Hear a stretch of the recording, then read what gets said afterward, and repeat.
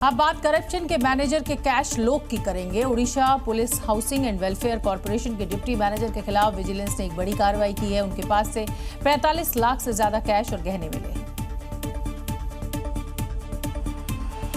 घूसखोर के घर से बरामद कैश की गिनती मशीन से की जा रही है। विजिलेंस के अधिकारी एक एक कर बंडल को मशीन से गिन रहे हैं। देखिए, फर्श पर करीब 50 नोट की गड्डी रखी हुई है। टीन के बक्से में भी 500-500 के नोट की गड्डी रखी हुई है। विजिलेंस के अधिकारी एक एक कर इन गड्डियों को निकाल रहे हैं और गिन रहे हैं। यही है वो घूसखोर अधिकारी जिसके यहाँ कुबेर का खजाना मिला है। काली कमाई से इसने घर पर कैश ही इकट्ठा नहीं किया, सोने के गहने भी खूब बनवाए। अब तक 1 किलो 40 ग्राम सोने के गहने मिले हैं।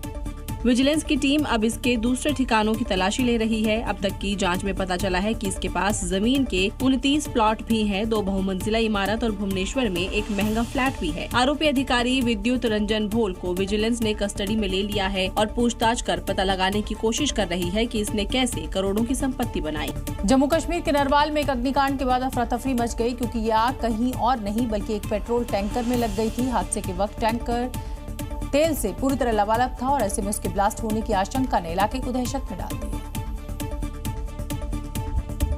और हुआ भी वही, एक ब्लास्ट के साथ पेट्रोल का पूरा टैंकर पूरी तरह से जल उठा। आग की भीषण लपट कई फीट ऊपर तक पहुंचने लगी। धुएं का काला गुब्बार पूरे आसमान में छा गया। हादसा उस वक्त हुआ जब एक ट्रांसपोर्ट यार्ड में खड़े एक पेट्रोल से भरे टैंकर में आग लग गई। इससे पहले कोई कुछ समझ पाता, यहाँ पर कुछ धमाके भी हुए जिससे लोग सहम गए, क्योंकि आग पेट्रोल के टैंकर में फैली थी तो उसने अपने साथ कई वाहनों को भी अपनी चपेट में ले लिया।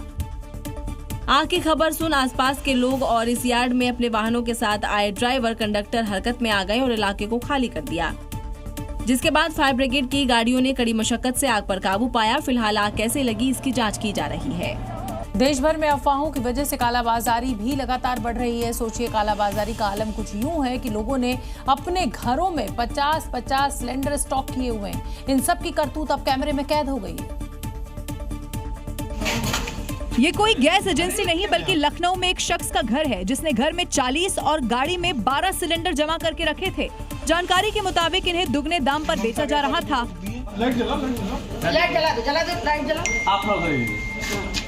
आप थोड़ा पीछे भरे रखे हुए हैं तुम।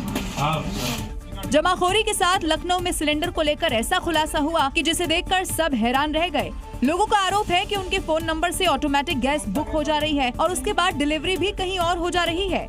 कस्टमर जो है वो बुक भी नहीं कर रहा है, उसके नाम से बुक किया जा रहा है, उसको डिलीवर भी नहीं हो रहा है, किसी दूसरे एड्रेस पर डिलीवर किया जा रहा है। बताएंगे तो ऐसा नहीं कि आपका सिलेंडर कहीं चला गया है, सिलेंडर आपका है, वो पहुंचेगा। तो ये गलत बात है ना कि हमको जरूरत, जिस समय जरूरत है उस समय हमको नहीं मिल पाती है। उत्तर प्रदेश के एटा में भी प्रशासन ने बड़ी कार्रवाई की, जहां एक रेस्टोरेंट पर छापा मारकर 9 गैस सिलेंडर जब्त कर लिए गए। ये रेस्टोरेंट सपा नेता और पूर्व ब्लॉक प्रमुख का बताया गया। इस कार्रवाई के बाद इलाके के होटल और रेस्टोरेंट संचालकों में हड़कंप मच गया।